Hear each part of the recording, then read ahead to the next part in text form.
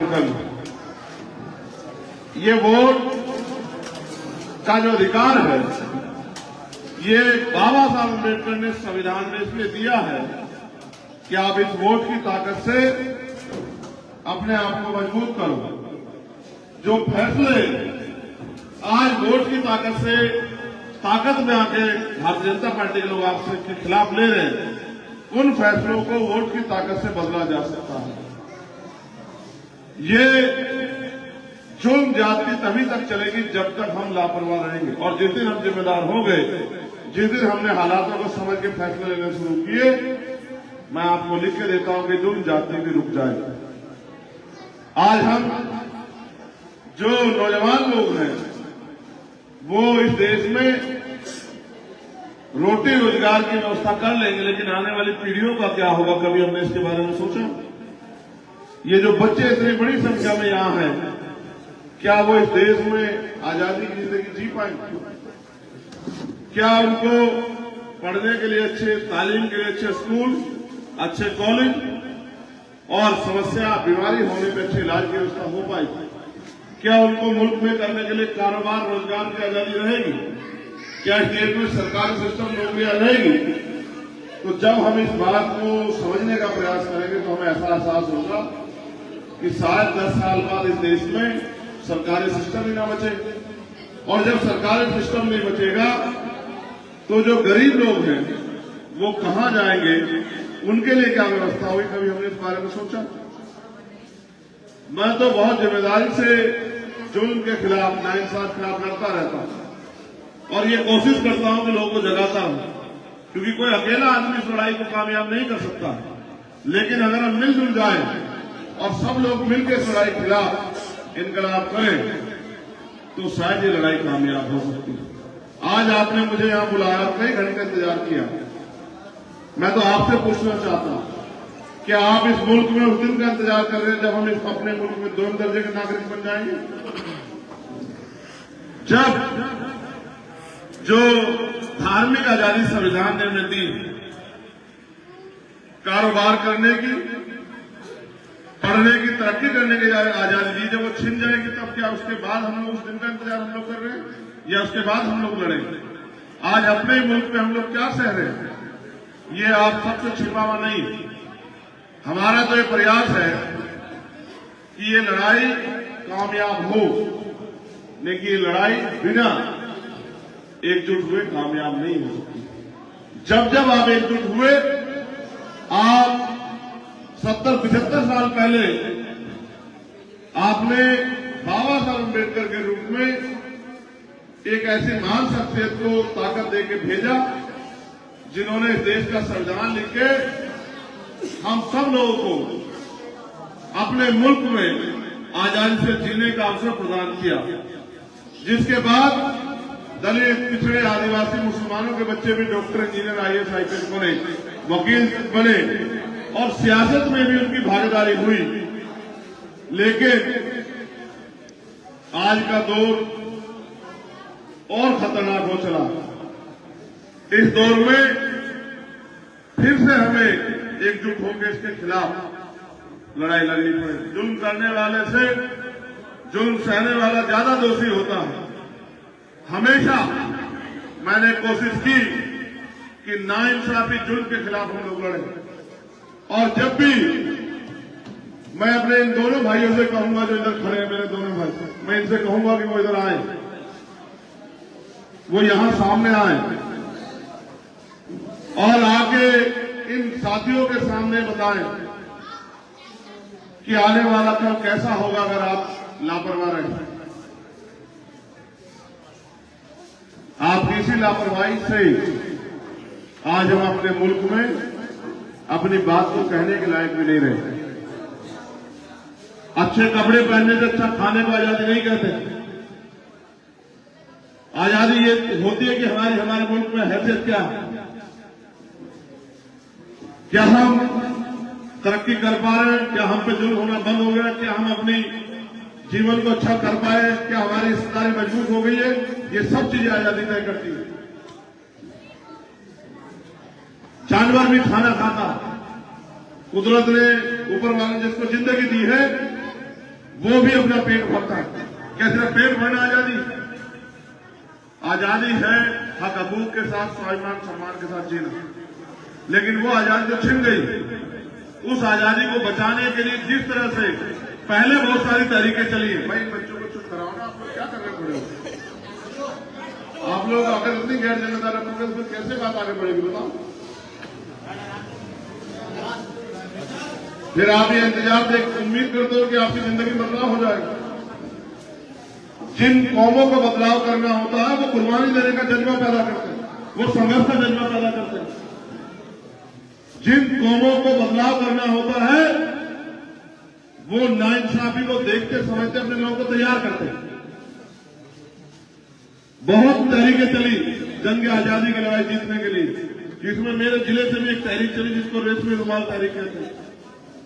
उस तहरीक ने बहुत से लोगों को तैयार किया और अंग्रेजों के पैर उखाड़ दिए। मेरे बराबर के जिले से तहरीक चली जब तोपखाना शामली में लुटा गया। ये तहरीकें इस बात की गवाह है कि कोई भी चीज आसानी से नहीं मिली। जो आजादी इतनी मुश्किल से मिली थी वो आजादी छिनती जा रही है। जिस संविधान ने हमें आजादी दी उस संविधान को खत्म किया जा रहा है, उसको कुचला जा रहा है। हमें इस संविधान को मिलकर बचाना पड़ेगा। यही संविधान है जो हमें इस मुल्क में कारोबार करने की, मस्जिद में जाने की, इबादत करने की तमाम तरह की जो अवसर प्रदान करता है।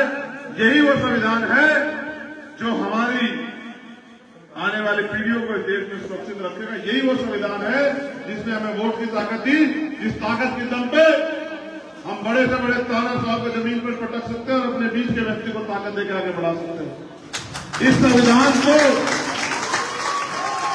अगर हमने नहीं बचाया तो हमें जो मुसीबतों का सामना करना पड़ेगा उसके जिम्मेदार हम खुद होंगे।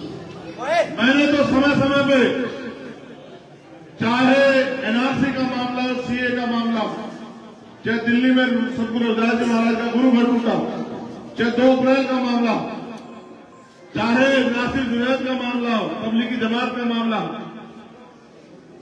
चाहे मौलाना प्रेम सिद्दीक का मामला हो, अखलाक का मामला हो, अल्ताफ का मामला हो, मैंने तो हमेशा आगे बढ़ के सुनाई को लड़के साबित किया कि मैं आपको अकेला नहीं छोड़ूंगा।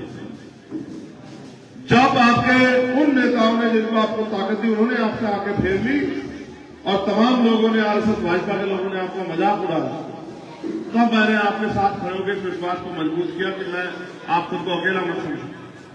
मैं भी आज आपसे उम्मीद करके आया हूं कि आप इस लड़ाई में मुझे लड़ने का, ताकत देने का काम करोगे, मेरे हाथों को मजबूत करोगे। और जो लड़ाई में सड़कों पर लड़ रहा था, क्योंकि देश की पार्लियामेंट वो जगह है जिसको पूरी दुनिया सुनती है, पूरी दुनिया को पता लगना चाहिए कि इस देश में दलित, पिछड़ा, आदिवासी, मुसलमान, जैन, सिख, बौद्ध, ईसाई, पारसी क्या महसूस कर रहा है। क्योंकि आज का जो मीडिया है वो तो सरकार का मीडिया है, वो तो वही दिखाएगा जो सरकार चाहती है और वो तो उसी तरह के हालात बना के पेश करेगा जिसमें आपको अपने हक की लड़ाई लड़ने पे अपराधी घोषित कर दिया जाए। ये तो आपकी मेरी जिम्मेदारी है कि हम अपने फैसलों से अपने आने वाली नस्लों को मजबूत करें और ये तभी मजबूत हो पाएगा जब आप लड़ने वाले लोगों का साथ दोगे। मैं तो बार बार समझाता हूं, आप 10 रुपए का सामान खरीदते हो, 4 बार चेक करते हो सामान खराब तो नहीं है, सामान एक्सपायर तो नहीं हो गया, सामान का पैकेट तो नहीं फटा हुआ है। लेकिन जब आप अपना कीमती वोट देने जाते हैं तो एक बार ये नहीं सोचते कि ये नेता आपका साथ देगा नहीं देगा, आपकी लड़ाई लड़ेगा नहीं लड़ेगा, आपकी आवाज बनेगा नहीं बनेगा। आपने जिनको वोट दी थी ईमानदारी से बताओ, पिछली बार जिनको आपने एमपी चुना वो 5 साल में आपके बीच आएगा? आपकी कोई लड़ाई लड़ी क्या? जब आपके खिलाफ कानून बने वो आपके साथ खड़े थे, आपकी मुखालफत में खड़े थे? आप बताओ, वो 370 पे कहां खड़े थे? वो 3 तलाक पे कहां खड़े थे? वो एनआरसी पे कहां खड़े थे? वो सीए पे कहां खड़े थे? वो जब जुल्म हुआ गरीबों कमजोरों पर वो कहां खड़े थे? तो अगर ऐसे लोगों को ताकत दोगे तो फिर आपके साथ जो जुल्म हो रहा है वो कम होगा या बढ़ेगा? आप अभी चुनाव हुआ राज्यसभा का, आप ये बताओ कि समाजवादी पार्टी के 8 एमएलए ने भाजपा को वोट दे दिया। इन 8 MLA को क्या भाजपा के लोगों ने वोट देकर ताकत दी थी, आप लोगों ने वोट देकर ताकत दी थी? आप याद करो, वो तो भाजपा के खिलाफ MLA बने थे। बसपा के एक MLA उन्होंने भाजपा को समर्थन दे दिया। आप इनसे उम्मीद करते हो कि आपकी लड़ाई लड़े? आप महसूस करके देखें कि आपकी सियासी सोच क्या होगी है कि जो आदमी 20 साल आपके पीछे लाठी लेके दौड़ता रहा भारतीय जनता पार्टी का मेंबर बनके, आज वो किसी ऐसी पार्टी में ज्वाइन करके आपके चुनाव के बीच आ जाए तो आप उसको भी अपनी सियासी ताकत देने के लिए पहुंच जाते। इसका मतलब आप पार्टियों को सेकुलर समझते हो। पार्टियां सेकुलर नहीं होती, सेकुलर लोग होते हैं। सेकुलर का मतलब होता है इंसानियत, जिनकी इंसानियत सीबीआई ईडी इनकम टैक्स देख के बदल जाए, जिनकी इंसानियत मुकदमे और जेल देख के बदल जाए। आप उनसे उम्मीद करते हो कि आपकी लड़ाई लड़ेंगे? मैं तो आपको कहना चाहता हूं, ये नगीना लोकसभा आपने 3 बार यहां मेंबर ऑफ पार्लियामेंट चुना और हर बार आपने अलग व्यक्ति को मौका दिया, और जिसको आपने ताकत दी उनको तराजू में तोल लो और चंद्रशेखर आजाद को तोल लो। अगर चंद्रशेखर आजाद काम में उनसे 10 कदम आगे ना निकले, आपका पता ना, तीनों को तोड़ लो, एक को छोड़ो, तीनों को रखो तराजू। मैंने तो ईमानदार से अब तक लड़ाई लड़ी सड़कों पे। अगर आप मौका दोगे तो सदन में जाकर लड़ूंगा और पूरी ताकत से आपकी आवाज बनूंगा। आपके खिलाफ होने वाले हर जुल्म को रोकने के लिए अपने खून का एक कतरा लगा के आपको ताकत दे देगा। ये लोकतंत्र है। पीछे हो जाओ, पीछे हो जाओ भाई, पीछे हो जाओ, पीछे हो जाओ। वो लोग भी बैठे हैं, पीछे हो जाओ। मैं आपको दिखाता हूं, देखो एक कुर्सी यहां खाली पड़ी है, लेकिन यहां कितने जिम्मेदार लोग खड़े हैं। मैं आपको सिर्फ यही बता रहा हूं कि अगर हमने कुर्सियों की ताकत समझी होती, हमने लोकतंत्र की ताकत समझी होती और काम करने वालों को मौका दिया तो आज हमारे साथ जुल्म नहीं है। इसलिए जिन्होंने आपसे वोट लेकर आपसे मुंह फेर दिया, आज इस बार आप भी उनसे दूरी बना के इस बार आप भी अपने मन में तय करो कि हमें लड़ने वाले का साथ देंगे। क्योंकि जब एक लड़ने वाले का आप साथ दोगे तो पूरे मुल्क में जो हजारों लड़ने वाले उनके अंदर हिम्मत पैदा होगी कि जो लड़ने वाले लोग हैं उनकी मदद करने वाले लोग भी हैं, तो हजारों चंद्रशेखर पैदा हो जाएंगे जो दिन रात मेहनत करके आपकी आवाज बनने का काम करेंगे, आपकी लड़ाई लड़ने का काम करेंगे, आपको ताकत देने का काम करेंगे और जालिमों का डटकर मुकाबला करेंगे। और कहीं आप फिर उसी हालात में चले गए कि अजमाए हुए को अजमा लो, तो अजमाए हुए को अजमाओगे तो वही मिलता है जो आपको मिलता रहा। अगर आप उसी में मिलते रहने में और आज के हालातों में खुश है तो फिर कोई मतलब नहीं। परिवर्तन तो वो करेगा जिसको परेशानी है, जो इस हालात से निजात चाहता है, और जो इस हालातों में निजात नहीं चाहता वो परिवर्तन नहीं करेगा। वो तो ऐसे ही जाएगा जैसा चल रहा है। अगर आप चाहते हो कि ये दोहरे हालात बदले तो फिर परिवर्तन के फैसले होते, और लोकतंत्र में फैसले वोट की ताकत से होते हैं। आप जिसको वोट दोगे ताकत, आप चंद्रशेखर आजाद के साथ खड़े हो जाओगे तो आज जो चंद्रशेखर आजाद सड़कों पर है, कल सदन में जाके आपकी हिम्मत, आपकी आवाज बनने का काम करेगा, इस क्षेत्र के लिए लड़ने का काम करेगा। आप अपने मन से पूछ के बताओ, क्या नगीना को अच्छे हॉस्पिटल, अच्छे कॉलेज, अच्छे विश्वविद्यालय, अच्छे स्कूलों की जरूरत नहीं है? क्या नगीना के लोगों को रोजगार की जरूरत नहीं है? क्या आप नहीं जानते नगीना बिजनौर के लोग पूरे देश में रोजगार के लिए जाते हैं, काम करने के लिए, पेट पालने के लिए? तो यहां पर रोजगार की व्यवस्था सरकार क्यों नहीं करा पाती? क्योंकि आपका जिसको आप नेता चुन के भेजते हो वही तो जाके पार्लियामेंट में कहेगा कि मेरे यहाँ जीवन की व्यवस्था करो, तभी तो सरकार को सोचेगी। वो बोलता नहीं है और आप उसी के सहारे लड़ना चाहते हो, तो मैं क्या कर सकता हूं भाई? आप जो बात आप नहीं कह सकते वो आपके द्वारा चुनाव नुमाइंदे तो वहां जाके कहेगा। आप तो सब लोग पार्लियामेंट में नहीं जा सकते ना। जब तक वो जाके पार्लियामेंट में आपके हक हकूक में बोलेगा नहीं, यहाँ की समस्याओं को रखेगा नहीं, तो सरकार उसके बारे में क्यों सोचे? और जब वो रखेगा तभी तो सरकार को जवाब देना पड़ेगा। आज जिस तरह का जुल्म हो रहा है, जेलों में कौन चढ़ रहा है? बुलडोजर इनकाउंटर किसके लिए तैयार है? किसको रोज जो है अपने मुल्क में सफाई देनी पड़ रही है कि वो अपने मुल्क के प्रति प्यार रखता है, अपने मुल्क की हिफाजत के लिए प्रयास करता है। ये होता है सियासी ताकत के कमजोर होने का। वो भी जो इस देश की मिट्टी को 5 बार सजदा करते हैं, एक दिन में, उनको पूछा जाता कि आप इस मिट्टी के प्रति वफादार हो ना हो। ये होता है सियासत में कमजोर होने का परिणाम। और जिनको नेता हम लोगों ने बना के ताकत दी थी, आज आलम भाई कहाँ है? आप बताओ कहाँ है आलम भाई? जिसने इतने दिन तक आपकी हिफाजत के लिए आवाज उठाई, वहां जेल में क्यों सुन रहा? ये होता आपकी लड़ाई लड़ने का परिणाम। अगर आपको नहीं एहसास तो वो अपनी कीमत, अपनी व्यक्तिगत कीमत नहीं चुका रहे। उन्होंने जो वो यूनिवर्सिटी बनाई थी अपने लिए नहीं बनाई, उसके बच्चे तो पढ़ चुके हैं। वो यूनिवर्सिटी उन्होंने इसलिए बनाई थी गरीबों के बच्चे पढ़ सके। और मैं तो वो मेरे भाई ही पढ़े।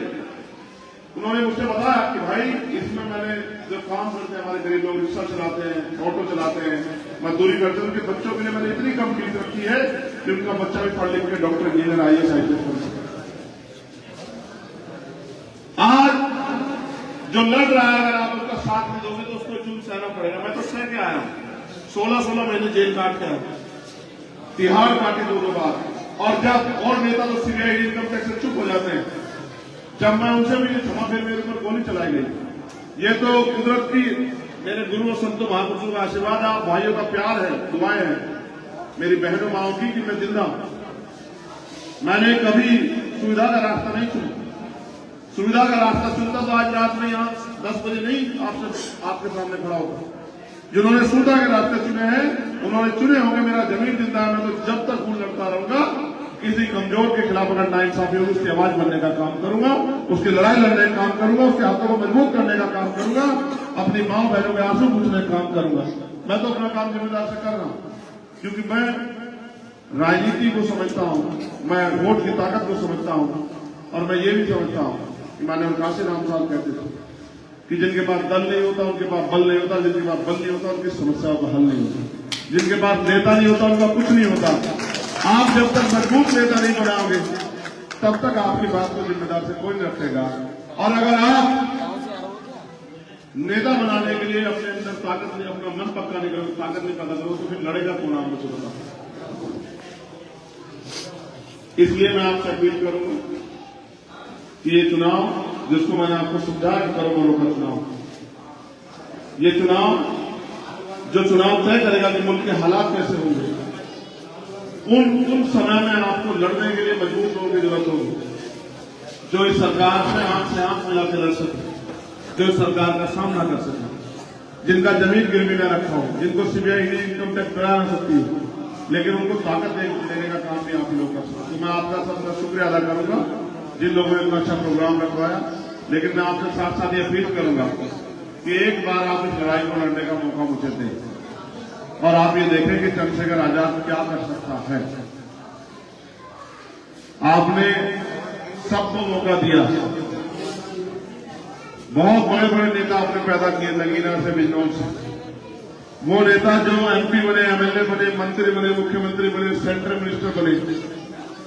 एक आपके बीच का आपका भाई भी इस लड़ाई में मैदान में है, वो धन्ना सेठ नहीं है, वो बहुत बड़ा कारोबारी नहीं है, बहुत बड़ा व्यापारी नहीं है, बहुत बड़े बड़े नामों उसके जुड़ा हुआ नहीं है, मुख्यमंत्री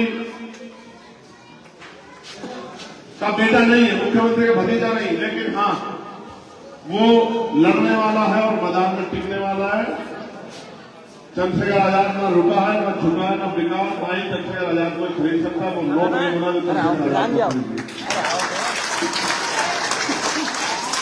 इसलिए मैं आपसे अपील करूंगा कि आप इस लड़ाई में हमारा साथ दें और अपने फोन, अपने साथियों को कहने का काम करें कि यार हम इतनी हैसियत में हैं कि हम अपने दम पे हाथ में बना सकते हैं। जब हम इस ताकत में हैं तो चंद्रशेखर आजाद को ताकत क्यों ना दें जो हमारे लिए 24 घंटे 7 दिन का। बहुत बहुत शुक्रिया। जय भीम, जय भारत, जय संविधान। क्या आपको हमारा चुनाव निशान पता है? कितने लोगों को पता है? ईमानदार से हाथ खड़ा करके बताओ। जिनको नहीं पता उनको मैं बता दूंगा। अगर आप मुझे ताकत देना चाहते हैं तो हमारा चुनाव निशान है केतली। आप केतली को ताकत दोगे तो चंद्रशेखर आजाद ताकतवर होगा, चंद्रशेखर आजाद ताकतवर होगा तो आप सब लोग ताकतवर होंगे और जालिम के पैर उखड़ जाएंगे। इस बात को मेरी आप याद रखना। जो जुल्म कर रहा है गरीबों पे, जो ताकत के नशे में अंधा हो गया था, जिसको लगता है कि वही सब कुछ है, ये दौर में चला जाएगा। आप मेरी बात को याद रखना। ये इस समय का चक्र घूम रहा। आज वो ताकतवर है, कल सत्ता जाके वो भी कमजोर होंगे और जो आज कमजोर है वो भी ताकतवर होंगे। कल हम लोग भी ताकतवर होंगे और गरीबी बेसहारों के आवाज बनने का काम करेंगे, उनको तरक्की के लिए रास्ते में ले जाने का काम करेंगे। हमारा चुनाव निशान है केतली और मेरी अपील है कि इस लड़ाई में आप लोग हमारा सहयोग करो। जय भीम, जय भारत, जय संविधान। आदाब, सत श्री अकाल, नमस्कार। आप सबके लिए मंगल कामना।